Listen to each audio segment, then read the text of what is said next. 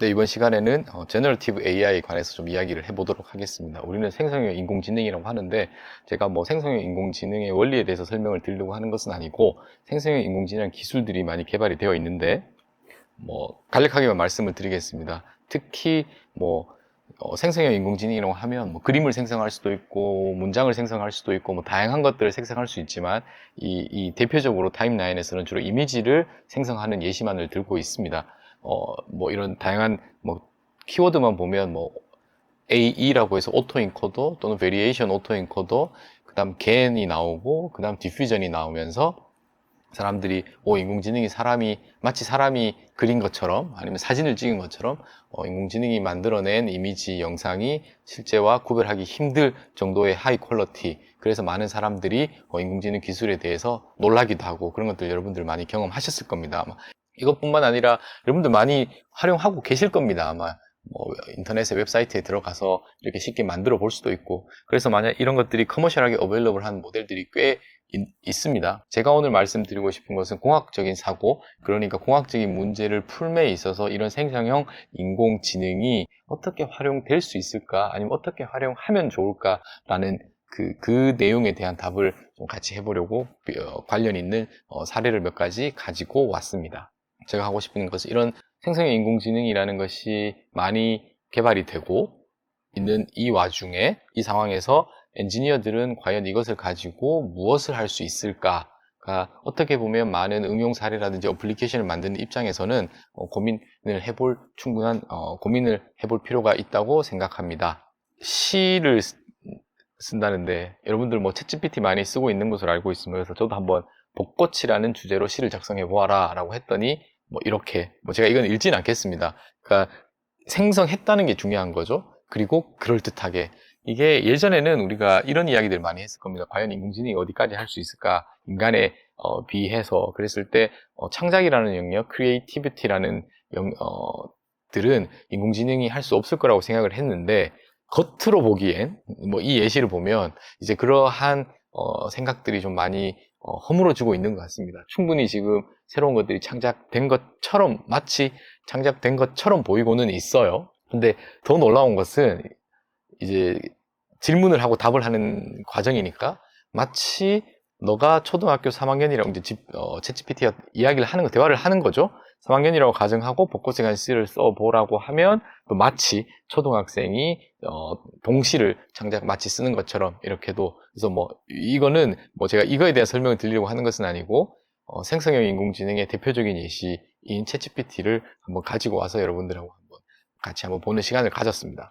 그리고 뭐 이미지 얘기를 했고, 글 또는 문장 또는 언어에 대한 것들, 그리고 또 뿐만 아니라 음성도 마찬가지입니다. 그래서 제가 이거 가지고 온 예시는 뭐냐 하면 기계공학에서 어떤 기계적인 컴포넌트가 있다고 치죠. 뭐 예를 들면 펌프, 압축기, 모터 이런 걸 생각하시면 되겠습니다. 그러면 이제 그래서 이걸 회전체라고 하는데, 거기에다가 만약에 회전하니까 소리가 날 수 있겠죠. 그래서 뭐 마이크로폰으로 녹음을 할 수도 있고, 또는 좀 더 엄밀하게 그 회전의 정도를 측정하기 위해서 가속도 센서를 특정 부위에 부착을 했다고 여러분들 상상을 해보면 진동 신호가 측정이 될 거예요. 그렇죠? 그럼 제가 여기다가 이제 그 진동 신호를 이렇게 플랫을 할 수도 있는데, 비주얼리 신호를 보면 그렇게 구분이 많이 가지 않습니다. 그래서 제가 그거를 웨이브 파일로 바꾼 다음에 진동 신호를 웨이브 파일로 바꿔서 그걸 한번 들어보도록 하겠습니다. 우리 같이. 그래서 만약 그 회전체가 정상인 상태에서 오퍼레이팅을 할 때에 변환된 소리는 이건 소리가 들린 건 아니죠. 제가 이제 가속도의 센서를 소리로 변환한 건데, 이걸 마치 이러한 신호들을 가지고 생성형 인공지능을 활용해서 인공지능이 페이크로 하지만 그럴듯하게 생성한 신호를 웨이브 파일로 바꾼 다음 들어보면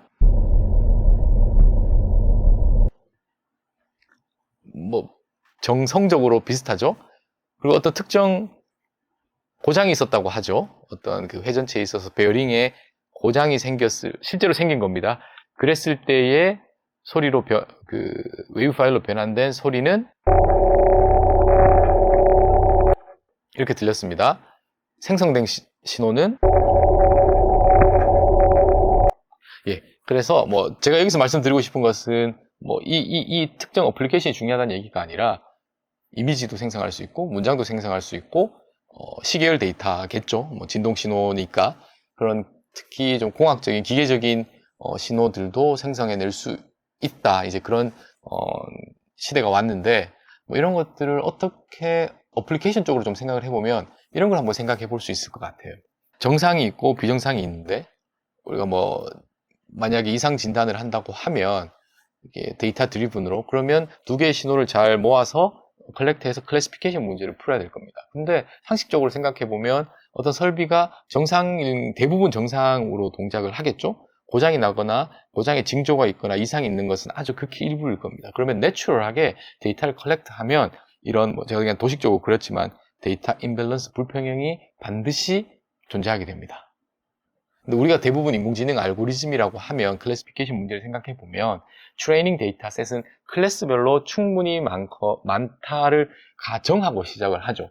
근데 그 클래스별 가지고 있는 트레이닝 데이터셋의 불편형은 사실은 상당히 크리티컬한 문제입니다. 그거를 만약 이런 페이크 신호를 가지고 이 부분을 보완해낼 수 있다면 뭐 그냥 어플리케이션을 상상해 보는 겁니다. 그러면 임밸런스된 데이터셋을 밸런스된 할 수 있고 그 밸런스된 데이터셋을 가지고 클래시피케이션 문제를 풀거나 또는 뭐 응용을 해서 이상 진단, 고장 진단의 모델을 데이터 드리븐으로 개발해 볼 수 해볼 수 있을 것 같습니다. 제가 뭐 이게 이런 방법이 좋다는 뭐 이야기하기보다는 이런 방향성으로도 우리가 고민을 해볼 수 있는데 그 전제는 생성형 인공지능이라는 방법론들이 지금 인공지능 커뮤니티에서 고안이 되었기 때문에 우리가 이런 공학적인 문제를 한번 시도해 볼 수 있는 거죠. 저는 그걸 말씀 좀 드리고 싶고 그러면 이제 또 다른 어플리케이션으로 제너러티브 AI를 가지고 토폴로지 옵티마이제이션 문제를 좀 풀어보도록 하겠습니다. 그러면 뭐 옵티마이제이션이라는 최적화 문제의 위상 최적화라는 문제인데 토폴로지 옵티마이제이션에서 되게 제가 아주 간략하게 설명드리고 생성형 인공지능이 어떻게 그것이 활용되는지 예시를 한번 같이 나눠보는 시간을 갖도록 하겠습니다. 토폴로지 옵티마이제이션에 대해서 간략하게 좀 설명을 드려보도록 하겠습니다. 뭐 이런 가장 대표적인 예시를 가지고 설명을 드리는 게 가장 쉬울 것 같은데 어떤 물체가 있다고 하죠. 그리고 뭐 하중 조건, 외부에서 이런 하중이 주어질 테고 바운더리 컨디션입니다. 좀 더 구체적으로는 이렇게 이 슬라이드에서 표시한 것은 XY 디렉션으로 방향을 묻겠다는 뜻이고 요거는 보면 이렇게는 움직일 수 있지만 이 방향으로는 못 움직이겠다는 방향성을 주는 바운더리 컨디션을 도식적으로 그림을 그린 거라고 보시면 되겠습니다. 이런 상황에서 볼륨 프랙션은 0.4 그러니까 재료를 줄여 나가는 거죠. 덴시티를 줄여 나간다고 생각해도 좋고 재료를 제거한다고 해도 좋습니다. 이러한 상황 속에서 강성을 최대로 하는 뭐 재료를 뭐 40%니까 모르겠으면 뭐 이만큼 드러낼 수도 있겠죠. 뭐 이렇게 이걸 드러낼 수도 있을 거면 바운더리 컨디션도 충족하지 않고 이것의 전체적인 구조물의 강성이 최대라고 볼 수도 없습니다. 그러니까 우리가 어떤 최적화 관점에서 보았을 때 바운더리 어떤 컨디션을 만족하면서도 강성이 최대로 또는 이쪽에서는 강성의 반대 개념인 컴플라이언스를 미니마이즈 시키는 방향을 오브젝티브 펑션으로 주로 이야기를 합니다. 그래서 여기서는 뭐 컴플라이언스가 뭐 이런 것들을 다루려고 하는 내용은 아니고 결국은 우리가 어떤 공학적인 문제에서 스페시피케이션이 있을 텐데 뭐 여기에 재료를 얼마 이상을 쓰면 안 된다. 그래서 뭐 그걸 여기서는 볼륨 프랙션일 테고 하중 조건이 그리고 어떤 구조의 바운더리 컨디션이 이건 주어질 겁니다. 아마 주어질 거면 우리는 그것을 이런 주어진 상황에서 머티리얼 디스트리뷰션을 가지고 컴플라이언스를 미니마이즈하는 방향으로 디자인을 해야 되는 겁니다. 그래서 최적화 문제로 보는 건데 뭐 이런 뭐 inequality 또는 뭐 좀 이렇게 문자를 가지고 제너럴하게 표현을 한 겁니다. inequality도 있을 수 있고 equality 컨디션도 있을 수 있고 그러한 컨스트레인 조건상에서 컴플라이언스를 미니마이즈하게 뭐 density라고 보시면 되겠습니다. 뭐 density가 뭐 있다 없다의 바이너리일 수도 있고 좀 컨티뉴어스하게 볼 수도 있지만 실제로 이제 설계를 할 때는 뭐 있는 부분과 없는 부분 이렇게 디스크리트하게 될 것 같은데 그건 지금 논의할 필요는 없을 것 같습니다. 그래서 결국 최종적으로 토폴로지 옵티마이제이션의 최종 골은 뭐 이런 모든 조건을 만족하는 구조를 디자인하는 거죠. 머티리얼 디스트리뷰션을 결정을 하는 겁니다. 예, 그럼 이거를 저희가 아이디어가 이런 조건이 있고 이런 이걸 그냥 이미지로 보는 거예요. 뭐 2차원 문제로 심플리파이 했을 때 이런 이미지를 directly generative AI가 생성해낼 수 있다면 뭐 기존의 토폴로지 옵티마이제이션보다 좋다 나쁘다를 떠나서 새로운 방법론이 될 수 있으니 한번 시도해 볼 의미는 있다고 저는 봅니다. 그래서 이제 가장 심플하게, 이제 나이브하게 한번 시작을 해보면 뭐냐 하면, 다양한 바운더리 컨디션도 바꾸고, 하중 조건도 바꾸고, 볼륨 프랙션도 바꿔 가면서, 토폴로지 옵티마이제 그게 컨디션일 테고, 그 상황에서의 토폴로지 옵티마이제 솔루션들이 나올 겁니다. 이렇게. 뭐 이런 것들을 뭐 예를 들어서 뭐 1000개를 돌렸다. 그럼 이게 트레이닝 데이터셋이 되겠죠. 이미지. 그 이미지를 가지고 생성형 인공지능을 학습합니다. 그러면 학습된 결과에서 노이즈를 인풋으로 했을 때의 제너레이티브 된 샘플들이 이렇게 나왔습니다. 뭐 이것만 보면 실제로 AI가 제너레이트해서 그린 건지 토폴로지 옵티마이제이션 해서 나온 결과인지 저희가 구분이 안 되겠죠. 지금 뭐 보시는 것처럼. 그래서 그런데 여기서 문제가 있습니다. 이거는 공학적인 측면에서는 아무런 의미가 없어요. 이게 우리가 왜냐하면 뭐 그림을 그리는 게 아니잖아요, 지금. 그림을 그리는 것이 아니라 어떠한 공학적인 스페시피케이션 또는 컨스트레인트 내에서 옵티멀한 뭔가를 찾으려고 하는 건데 그냥 unseen 토폴로지의 그 이미지들을 막 뿌려내는 것은 의미가 없다라고 보시면 되겠습니다. 그래서 결국은 우리가 생성형 인공지능과 토폴로지 위상 최적화라는 것을 컴바인하기 위해서는 어떤 기분, 저는 컨디션이라고 하겠습니다. 근데 그거는 바운더리 컨디션이 주어질 테고, 하중 조건이 주어질 테고, 볼륨 프랙션이 있을 테고, 디자인 도메인이 있겠죠. 이러한 정보가 주어졌을 때 거기에 맞게 생성을 해내야 되는 겁니다. 그래서 일반적으로 여러분들이 여기 생성형 인공지능 가장 조금 구체적으로는 겐을 생각하셔도 좋고 디퓨전 모델을 생각하셔도 좋습니다. 주로 여러분들이 이미지에서 생성형 인공지능 그 두 개의 알고리즘을 주로 활용할 테니까 그러면 거기에 입력단에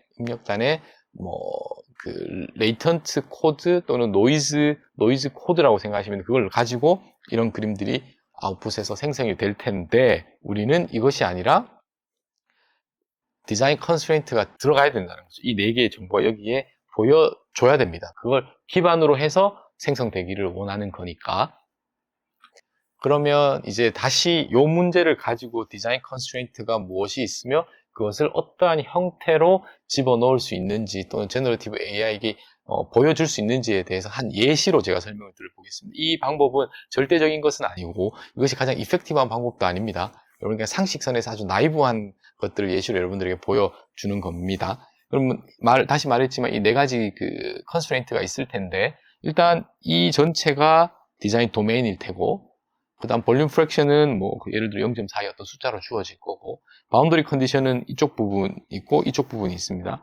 그래서 보면 이쪽은 X축, Y축으로 다 잡혀 있다는 뜻이고 여기는 X축으로 움직일 수 있지만 Y축으로는 움직일 수 없다는 바운더리 컨디션을 이야기하는 거고 하중은 이렇게 줬습니다. 분포 하중을 줄 수도 있지만 여기서는 이런 벡터를 가지는 하중만을 고려하도록 하겠습니다. 그러면 이제 하나씩 볼게요. 디자인 도메인은 요 이미지니까 요렇게 이미지를 같은 크기의 이미지라고 생각하면 될 거고 그렇게 행렬인 거죠. 결국 그레이스케일에. 그리고 볼륨 프랙션을 우리가 이런 생성형 인공지능에 하나의 여러 가지가 있을 텐데 뉴런으로 숫자를 0.42 이런 식으로 줄 수도 있는데 저희 같은 예시에서는 어떻게 했냐면 이 픽셀에다가 전부 다 0.42로 숫자를 넣었습니다. 리던던트한 정보를 주는 거라고 생각할 수도 있습니다만 이렇게 했고 결국은 이미지 입장에서 뭐냐 하면 0.42 예를 들어 0에서 1 사이로 노멀라이즈를 했다면 어떤 그레이스케일의 하나의 이미지가 되겠죠. 그거를 보여주는 겁니다. 그레이스케일에. 바운더리 컨디션은 지금 이 부분은 X, Y 둘 다 묶여 있기 때문에 여기에도 있고 여기에도 있습니다. 그래서 X축에 대한 바운더리 컨디션을 알려주고 Y축 방향으로의 바운더리 컨디션을 알려주는 걸 두 장의 이미지로 스플릿해서 보여줬습니다. 왜냐하면 지금 계속 저는 이미지로 보여주고 싶어서 이러한 작업을 한다고 보시면 되고 이 부분에 해당하는 것은 Y축으로는 움직일 수 없기 때문에 여기에 그럼 X축으로는 없습니다. 그래서 X축으로는 바운더리 컨디션이 묶여있지 않지만 Y 방향으로는 바운더리 컨디션이 묶여있다는 것을 이미지화해서 두 장의 이미지로 보여준다 라고 이해를 하시면 될 것 같고 하중 조건은 어떻게 되느냐? 이렇게 보면 우리가 이렇게 나눠서 볼 수 있겠죠? 그래서 X축 방향의 하중, Y축 방향의 하중을 해서 역시 마찬가지로 두 장의 이미지입니다. 그래서 여기에 그 해당하는 픽셀의 어떤 값이 들어가겠죠. 이런 방식으로 하중 조건에 대한 것을 컨스트레인트를 주었습니다. 다시 말씀드리지만 이것도 보니까 뉴런 두 개로 표현할 수 있습니다. 할 수 있는데 그냥 이미지로 다 입력단의 인풋을 이미지로 통일시키기 위해서도 이런 방법도 있다 정도로만 받아들이시면 될 것 같습니다. 그러면 이제 이런 거죠. 이제 인풋 레이턴트에 노이즈가 있을 테고 그 디자인 컨스트레인트가 그래서 총 여기에서 한 장, 여기서 두 장에서 5장의 이미지가 컨스트레인트로 추가가 돼서 토탈 6장이 되겠습니다. 그러면 이제 이런 걸 보고 잘 학습된 제너러티브 AI가 토폴로지 옵티마이제이션 이미지를 생성해 내기를 원하는 거죠. 그래서 좀 애니메이션을 더 하면 이런 식으로 6장의 채널 와이즈로 스태킹 되어 있다라고 여러분들은 이해를 하시면 될 것 같아요. 그러면 그 학습되는 과정을 생략을 하고 결과를 잠깐 살펴보도록 하겠습니다. 그래서 하중 조건들이 있고 이렇게 방향으로 하중 조건들을 다르게 줬습니다. 그리고 볼륨 프랙션을 유저가 디파인을 했어요. 그리고 나서 제가 그라운드 트루스 기존의 토폴로지 옵티마이제이션 방법을 가지고 해석한 결과입니다. 그라운드 트루스예요. 그리고 학습된 생성형 인공지능이 컨스트레인트를 받아서 제너레이트한 이미지는 이렇게 되겠습니다. 그래서 여러분들 이렇게 비교하시면 될 것 같아요. 정성적으로만 말씀을 드리겠습니다. 비슷해요. 그렇다고 해서 제가 이게 토폴로지 옵티마이제이션을 극복했다 그런 메시지를 드리고 싶은 것이 아니라 생성형 인공지능을 가지고 또 공학적인 문제에 완전히 새로운 방향으로 접근해 볼 수 있는 기회가 생겼다 정도의 메시지로만 여러분들이 받아들이시면 될 것 같습니다. 그래서 그럼 장점은 뭐냐? 이런 거죠. 여러분들 기존의 토폴로지 옵티마이제이션 well established 된 학문입니다. 그래서 거기에서 나오는 결과에 대해서는 우리들이 어느 정도의 믿음이 있습니다. 근데 생성형 인공지능이 그냥 학습을 통해서 뭔가 그림을 뱉어낼 거예요, 아마. 그럼 그거에 대한 우리의 릴라이빌리티, 신뢰성이라든지 컨피던스가 얼마나 있느냐는 또 다른 문제겠죠. 그래서 그것이 뱉어내는 솔루션에 대한 정확성? 그건 이제 그 부분도 고민을 해야 되고 또 다른 장점을 생각해 보면 컨벤셔널하게 이 문제는 아주 심플하기 때문에 한 컨디션에서 한 40초 정도 걸립니다. 더 복잡한 문제는 시간이 훨씬 더 많이 걸리겠죠. 하지만 제너러티브 AI는 한 3초 정도 걸렸습니다.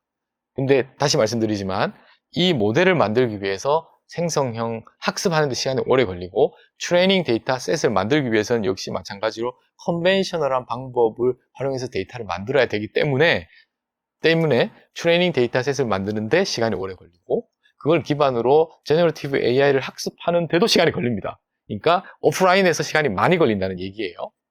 많이 걸린다는 얘기입니다. 그렇지만 학습된 모델은 새로운 컨디션이 들어왔을 때 이미지를 뱉어내는데 보통 한 3초 정도 걸린다.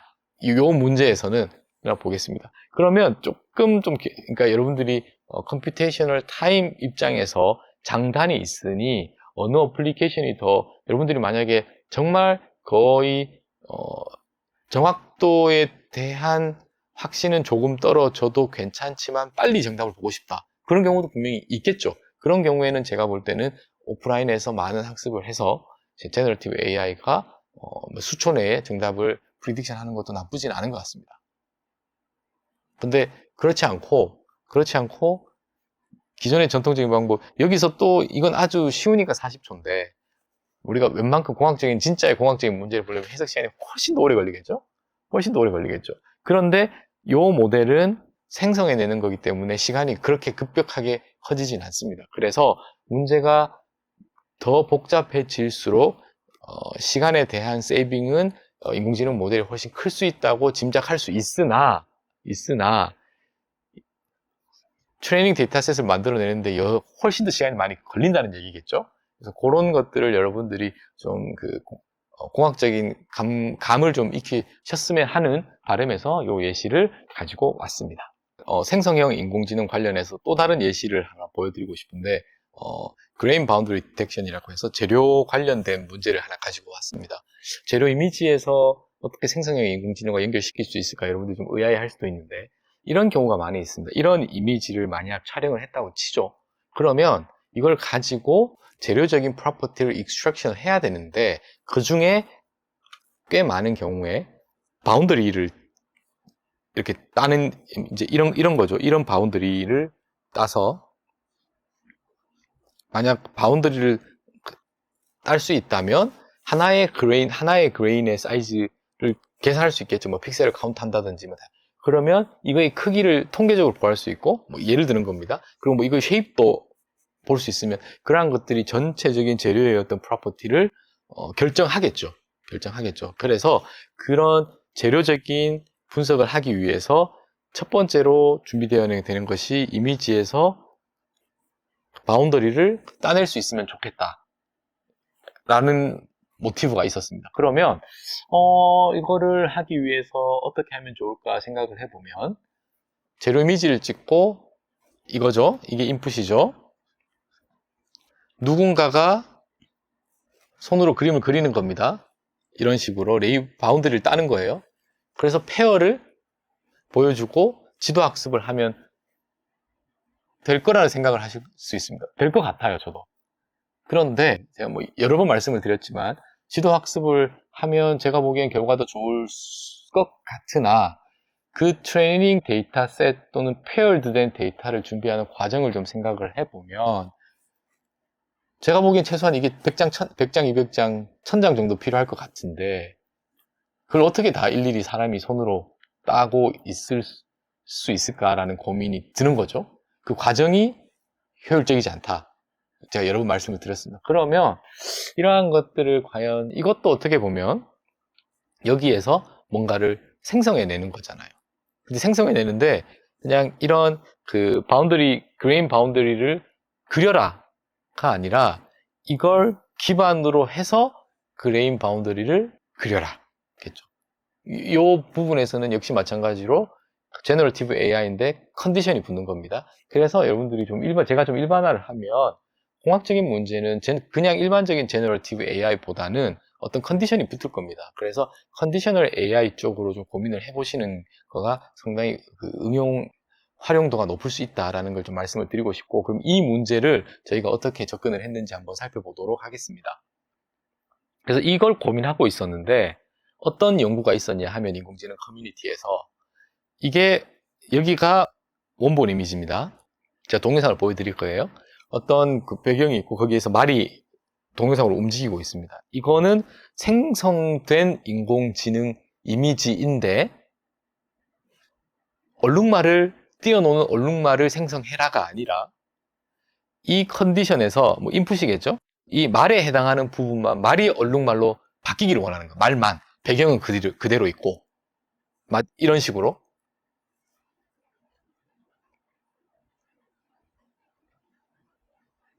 지금 배경은 그대로 있으면 동영상이라고 생각하셔도 좋고 이미지라고 생각해도 상관없습니다. 그러면 다시 말씀드리지만 여기에서의 태스크는 objective function은 얼룩말을 생성해라가 아니라 얼룩말을 생성하되 이것을 참조해서 말에 해당하는 부분만을 얼룩말로 바꿔라가 되겠죠. 그런 큰 그림에서 보면 이것은 이미지 투 이미지 트랜슬레이션이고 이미지의 스타일을 바꾸는 겁니다. 뭐 이런 거 많이 보셨을 겁니다. 사진을 찍었는데 이게 여름에 찍은 거예요. 그럼 그 사진을 마치 겨울에 찍은 것처럼 스타일을 바꿔라 라는 그런 어플리케이션이 있다고 생각을 하면, 자, 이거를 저희 머티리얼 쪽으로 가지고 오면 재료 이미지, 이게 컨디션이고 이게 그레인 바운드리입니다. 근데 그레인 바운드리를 아무렇게나 그려라가 아니라 이것을 보고 여기에 맞게 그레인 바운드리를 그려라가 되겠죠. 이제 어떤 이 문제와 이 문제의 어떤 상관성을, 그래서 여기에서 개발된 알고리즘을 여기에다 적용을 하면 될 수도 있겠다 라고 우리가 생각을 하게 되었고, 그 과정에 대해서 조금 더 자세히 좀 설명을 드려보도록 하겠습니다. 지도학습 방법으로 하지 않았다고 했고 생성형 인공지능을 했다고 했어요. 우리가 좀 고민을 좀 해볼 수 있는 게 이런 걸 생각해 보죠. 이게 실제 구두의 사진이에요. 그러면 그거를 마치 스케치한 것처럼 이 방향으로 가도 되고 이 방향으로 가도 상관없습니다. 뭐 이런 구두가 있을 수 있고 이걸 스케치한 거고 이런 신발이 있을 수 있고 이걸 스케치한 건데 이런 X에서 Y, Y에서 X로 가는 인공지능 이미지 투 이미지 트랜슬레이션을 하려고 하면 지도학습을 한다고 생각을 하면 이거겠죠? 사진을 찍고 그걸 누가 전문가가 스케치를 하겠죠. 그렇게 해서 페어로 많이 보여주면 될 텐데 그 작업이 힘들다는 거죠. 힘들다는 거죠. 여기서 한 것은 이건 힘든 겁니다. 레이블링을 하는 작업은 어려워요. 근데 이런 이미지는 인터넷에 많이 있습니다. 실제 사진을 구두를 찍은 이미지는 또 많이 있을 겁니다. unpaired 된 데이터셋은 쉽게 구할 수 있습니다. unpaired 된 데이터는. 그럼 unpaired 된 데이터에서 단지 스타일을 바꾸고 싶은 거예요. unpaired. 데이터셋을 준비하는 과정에서의 비용과 시간과 노력을 이야기하는 겁니다. 그래서 paired 된 데이터는 비싸지만 unpaired 된 데이터는 그렇게 상대적으로 쉽게 구할 수 있다. 그걸 가지고 한번 요 모티베이션을 가지고 문제를 한번 풀어보도록 하겠습니다. 겐에 대한 설명을 생략을 하고 지금 겐 구조를 가지고 온 겁니다. 노이즈가 들어가서 뭔가 이미지를 만들어냈어요. 이건 디스크리미네이터입니다. 다양한 얼룩말의 이미지가 인터넷에서 구비되어 있을 겁니다. 아마 이게 제너레이트 된 거고 이건 진짜인데 디스크리미네이터가 그 두 개를 구별할 수 없으면 제너레이터가 그럴싸한 배경의 얼룩말을 그린 그림이 되겠죠. 이게 겐의 철학입니다. 됐죠? 겐을 설명하려고 하는 건 아닙니다. 여기서 다시 이 이미지에서 보면 얼룩말. 그런데 우리가 하고 싶은 것은 그냥 임의의 얼룩말을 그리고 싶은 것이 아니라 이런 인풋이 있는 겁니다. 이런 인풋이 있는 거예요. 그냥 말이 뛰어노는 이미지가 있습니다. 그러면 다시 여기서는 레이턴트 스페이스지만 마치 오토엔코드 구조처럼 생각하시면 돼요. 이미지가 들어가서 오토엔코드적으로 여기가 이제 레이턴트 스페이스처럼 동작을 하고 얼룩말을 생성을 하게 하는 겁니다. 그리고 나서 얘를 디스크리미네이트를 하면 되는데 여전히 이 구조에서도 오토엔코드 구조에서도 여기 인풋과 아웃풋이 동일하게 하지만 말이 얼룩말로 바뀌게 하는 컨스트레인트는 사실은 없습니다.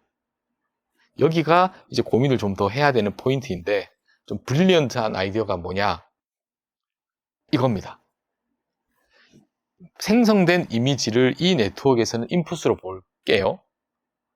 그럼 이 경우에는 인풋은 배경이 있고 얼룩말이 있는 겁니다. 그리고 반복을 해서 배경이 같고 얼룩말이 아니라 말로 바꾸는 생성형 인공지능 제너레이터가 들어있다고 치면 이게 되면 이것도 돼야겠죠. 다시 이 부분이 되면 이 부분도 되어야 됩니다. 그러면 지금 말이 얼룩말로 바뀌고 얼룩말이 말로 바뀌는 건 괜찮은데 좋은데 말과 말이 같은 위치, 얼룩말과 말이 같은 위치에 있어야 된다는 컨스트레인트를 우리가 로스 펑션으로 집어넣어야 되기 때문에 지금 이 작업을 하고 있는 거예요. 그러면 이것과 이것을 로스 펑션 같아야겠죠.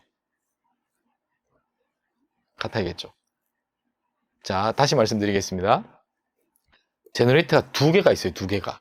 하나는 말에서 얼룩말, 또 하나는 얼룩말에서 말이 됩니다. 근데 우리는 얼룩말을 얼룩말처럼 생성을 하고 싶기 때문에 디스크리미네이터가 붙어 있어요. 그것까지는 좋습니다. 그런데 우리가 추가적으로 더 해야 되는 것이 말의 형상은 그대로 유지하면서 그 부분만 얼룩말로 바뀌어야 되기 때문에 그것을 어떻게 구조적으로 또는 로스 펑션에 집어넣을 수 있을까 했을 때가 이 아이디어를 차용해서 한번 바꾸고 그걸 또 바꾸고 그러면 원래대로 동일해지겠죠. 그래서 원래 것과 이것이 차이가 미니마이즈 하는 방향으로 로스 펑션을 디파인 했습니다. 이것을 겐인데 돌고 돌아 그래서 사이클 겐이라고 합니다.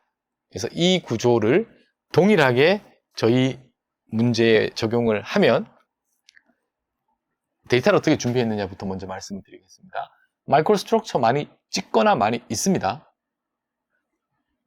됐죠? 문제는 이 페어드 된 데이터를 준비하기가 어렵다고 했어요. 그래서 페어드 된 데이터를 준비하지 않을 겁니다. 그냥 언페어드 된 데이터를 준비할 거예요. 뭐냐? 그냥 또 다른 인터넷에 바운더리만 있는 이미지를 구할 수 있어요. 당연히 모양이 다르겠죠. 달라도 괜찮습니다. 사이클 겐을 활용할 거기 때문에. 또는 컴퓨터 시뮬레이션 상에 버추얼하게 마이크로 스트럭처를 제너레이트 하는 것들이 있습니다. 버추얼하게. 우리는 바운더리 컨디션의 스타일만 갖고 싶은 거예요. 그 스타일을 가르치고 싶은 겁니다. 그렇기 때문에 구조는 정확하게 페어가 되지 않아도 괜찮다가 키 포인트입니다. 생성을 함에 있어서. 자, 이걸 가지고 가서 이제 구조 보시면 요거 있는 겁니다. 그리고 버추얼하게 버추얼하게 가지고 온 또는 생성한 마이크로 스트럭처는 그 디스크리미네이터가 진짜인지 가짜인지 구별하기 위해서 가지고 있는 거고, 여기서 그레인 바운더리에서 원래대로 마치 마이크로 스트럭처 이미지를 찍은 것처럼 리컨스트럭션 하고 이 두 개의 차를 미니마이즈 하게 하면 바운더리의 구조를 그대로 가지려고 유지하려고 노력을 하겠죠. 학습을 하는 과정 중에. 그것이 키 아이디어입니다. 이렇게 되면 보이는 것처럼 이런 이건 이제 어떻게 보면 언수바이즈 러닝인 거죠. 그레인 바운더리 이미지를 가지고 이렇게 자동으로 바운더리를 생성해낼 수 있다가 키워드입니다. 다시 한번 정리를 하겠습니다. 이 예시에서는 생성형 인공지능의 재료 어플리케이션의 예를 들었는데 제너러티브 AI를 썼고 역시 마찬가지로 컨디셔널한 개념이 들어가는 겁니다. 컨디셔널한 개념이 들어가고 플러스 페어드 된 데이터를 가능하면 그거보다는 언페어드 된 데이터셋을 준비하는 것이 훨씬 더 쉽다. 그러기 위해서 좀 알고리즘들이 조금 더 기본적으로 심플한 슈퍼바이즈 러닝보다는 좀 더 고도화될 필요는 있겠지만 여러분들이 유사하게 여러 번 말씀드렸지만 다른 필드에 있는 그 연구들을 이렇게 보다 보면 그의 키한 아이디어나 철학들이 우리 공학적인 문제에 활용될 수 있는 그 사고의 점핑 또는 사고의 다양성, 그런 사고를 트레이닝 하거나 아이디어를 내는 것이 저는 좀 최근 그 인공지능을 공학 문제에 응용하는 데 있어서 중요하지 않나 이렇게 생각을 합니다. 네, 여기까지 하도록 하겠습니다.